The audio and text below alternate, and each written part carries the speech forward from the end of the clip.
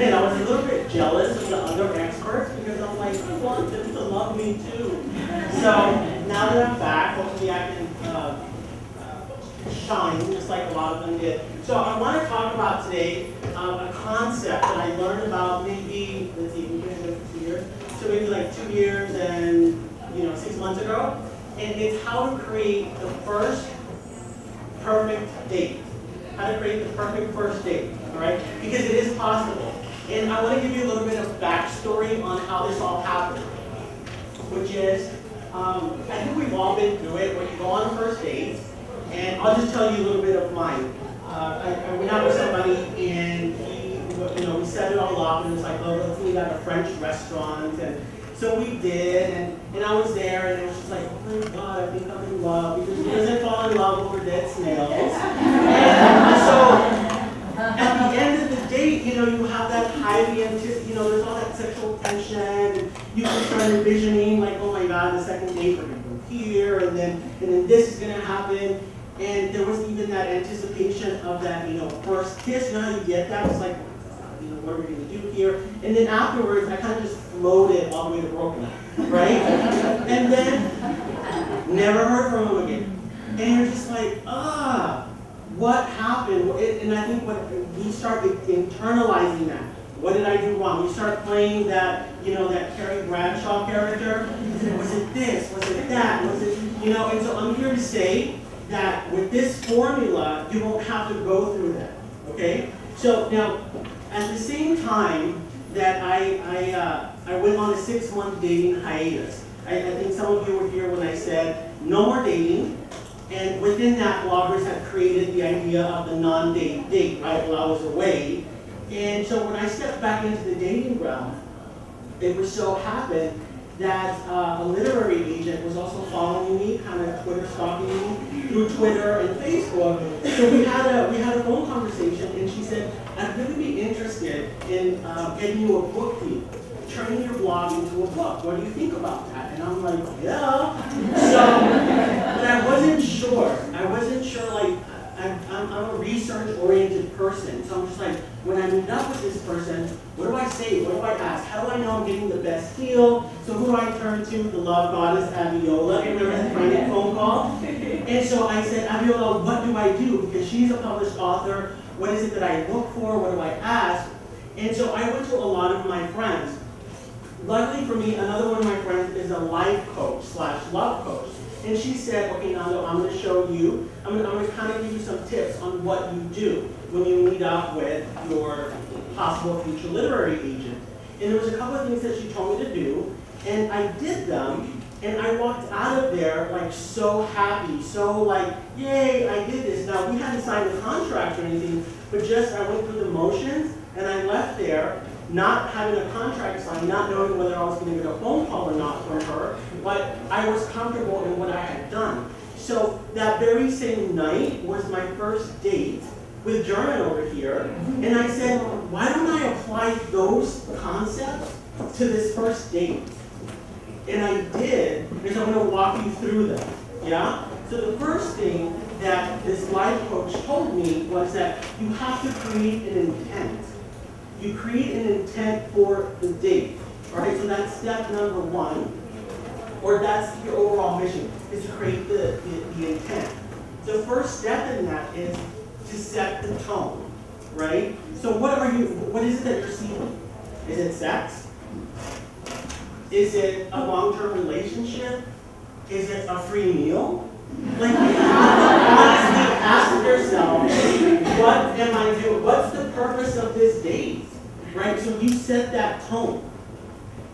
And so in setting that tone, you're kind of like creating that mission statement of this is what's gonna happen, on your behalf. So I'm gonna go out and get a free meal. Or I'm gonna go out and get some sex afterward. Or I'm gonna go out with the possibility of this might be a relationship kind of based situation. So you set that tone. And you have to be careful when you set that tone, because we really do, like, your actions do speak louder than words. And when you're in those dating realms, in the trenches with your armor and everything like that, sitting across the table from somebody at the French restaurant or what have you, they feel it, right? We all experience this entire, we're envisioning things, they play off your energy, and so forth. So you really got to be careful with the type of tone that you're setting. But one thing that I want you to realize is you set the tone. So you walk out of your home, you get onto the train, or you drive to wherever with that already in mind. This is how the tone is going to be set, right? I'm just going to refer, and it's okay because I haven't been on a first date in a long time. So I'm just going to refer here. So you set the tone, right? So number 2 is you want to have an equal exchange of information with you and the person. Now I'm not saying you pull out your memo pad and you start going down Barbara Walters' checklist, where you live, where you go, how much do you make, what kind of car do you drive. But you really want to have that equal exchange of information. And I think somebody in here had asked me, well, I tend to go out with guys, and all they do is they talk about themselves. So how do I redirect that? Well, I actually, in another lifetime, am also a recruiter. And this also comes in handy because sometimes I may be looking to fill a position, and you might have those skills. So I need you to tell me a little bit about yourself, but then that doesn't mean you tell me your whole life story. So I learned the polite way of like cutting people off, So it's like if you ask somebody, so tell me about the 3 top successes that you had at your last company, and they keep going, and then you look at the clock, and it's already 10 p.m., you got your reruns of Sex and the City almost to come on. So you learn to interrupt these folks, right? So it's like you anticipate that breath, because they got to take a breath. And then I won an award for, oh wow, that's so fascinating. Last week, and so you bring it back to you.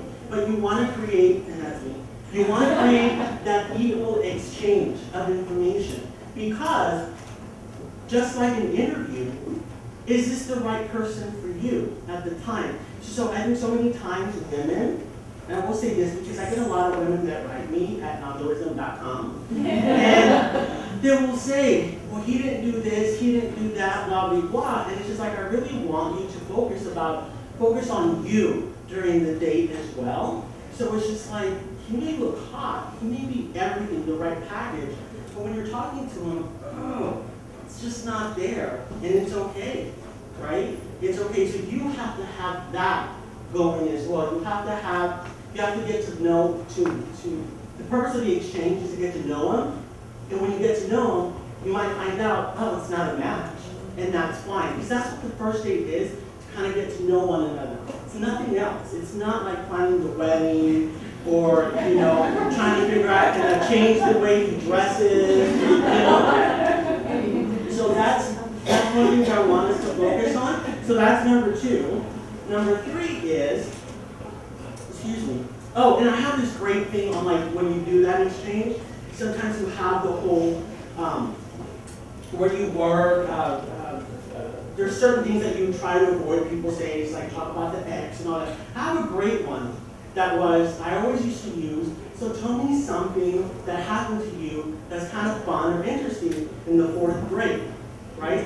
I always used to use that one until it backfired on me, and it turned into this horrible traumatic therapy. So it's like, oh my God. But you never know. So you always want to have those kind of questions in your pocket, right? In your love toolbox. Tell me a little bit something that happened to you. Tell me about a scar that you got. Again, be careful because unless you're a certified therapist, you will be opening a few wounds. But keep that in mind on the reverse side as well.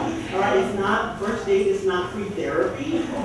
So that works on the reverse side. Okay. Now the third thing in creating your intent, the first one was setting the tone. The second one is having that equal exchange of information. And the third one is beware of what you bring to the table. Again, he wasn't funny enough. He wasn't smart enough. He just wasn't enough. Okay, great. Now you tell me, what did you bring? Did you bring the funny? I know we like to think about the sexy. But what did you bring, right? Like, and it's it's no fail when you speak to somebody who went on a horrible bad date. They start off with, and then he did this, and then he did that, right? But I never hear anyone say, and then I accidentally like sneezed in the soup. No, it's always the other person. Which brings me to the fourth thing in creating that perfect first date, which is take responsibility. Take responsibility for all of the three things above, right? You're setting your own tone. You are, I forgot what the other ones were. You're that equal exchange, right? So again, if you're on a date with somebody that just won't stop, which, is what German went on when we went on our first date. He was just like, oh my God. But I took responsibility, so I go, yeah, I gotta learn a little bit something about him. And this is really funny. This is on our first date. And I think I revealed the first time that I had never really wanted to date anyone from Latin descent. And that was just a personal thing, right? Because I come from Texas and we're all Mexican there. And it's just like, I wanted something different. So when I moved to New York, and it was like Indian, Pakistani, Italian, I was like, oh my God. So I was like, no, there's no more Mexican in my life ever again.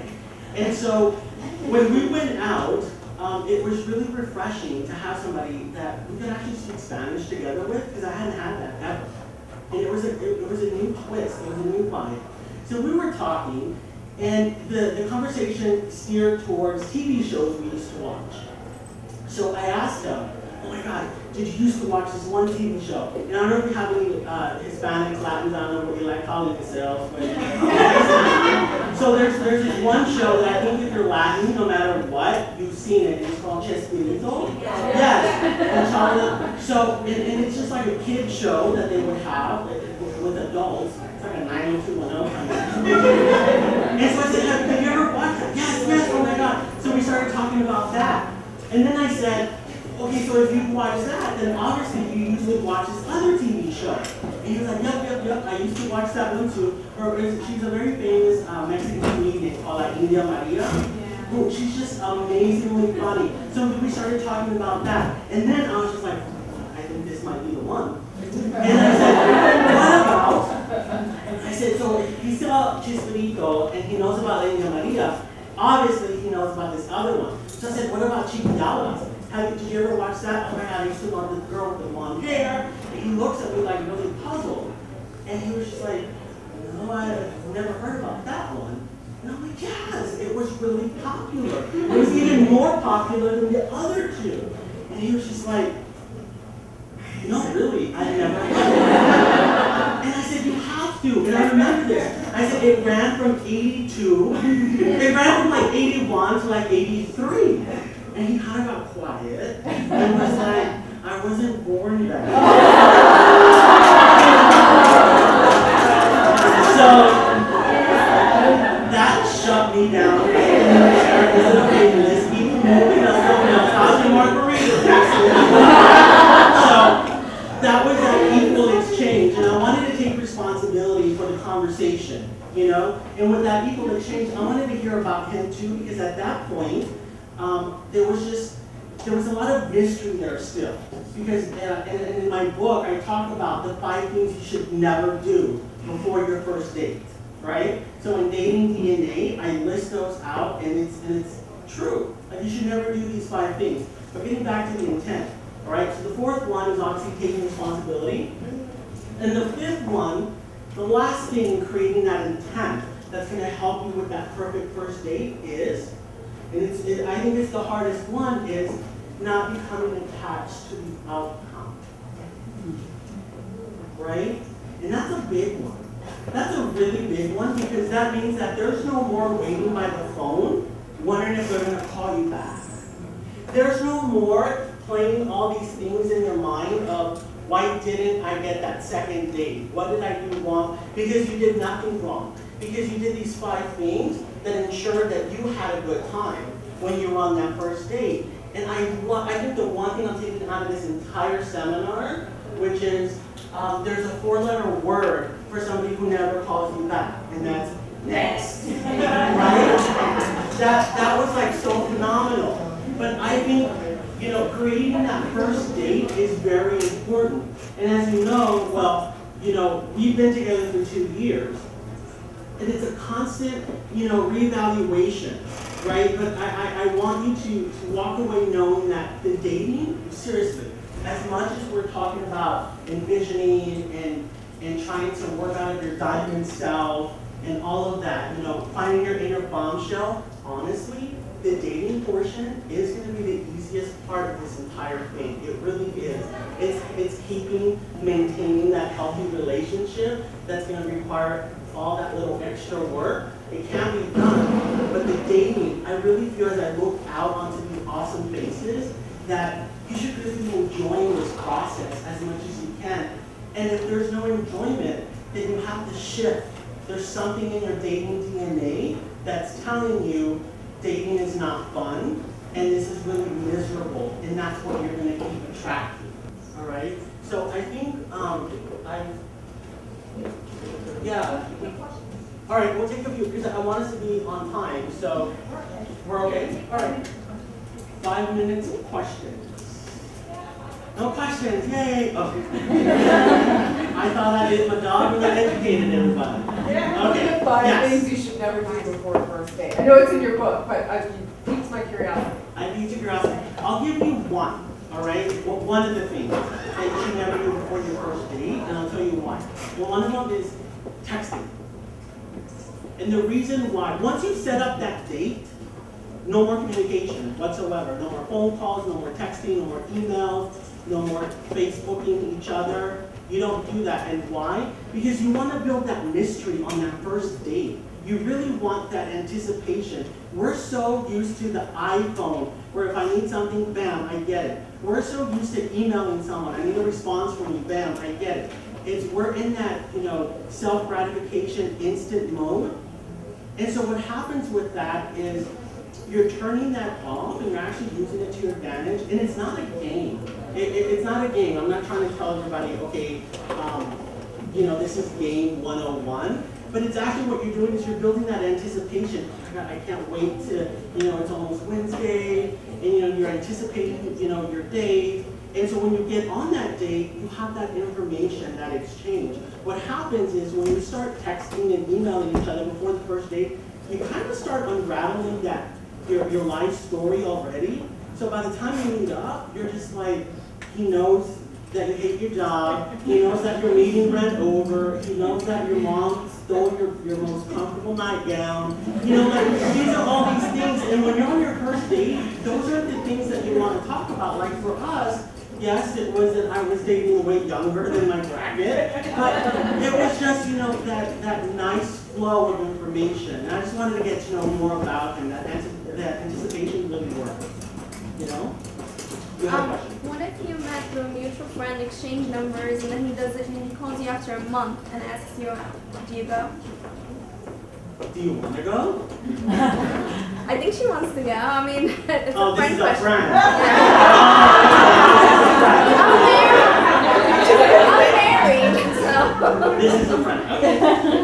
What do you think? You've gone through Simone Stiletto's 101. What do you think? Should she go? Yeah, if she wants to. If you want to, yeah. Yeah, definitely. Tell your friend.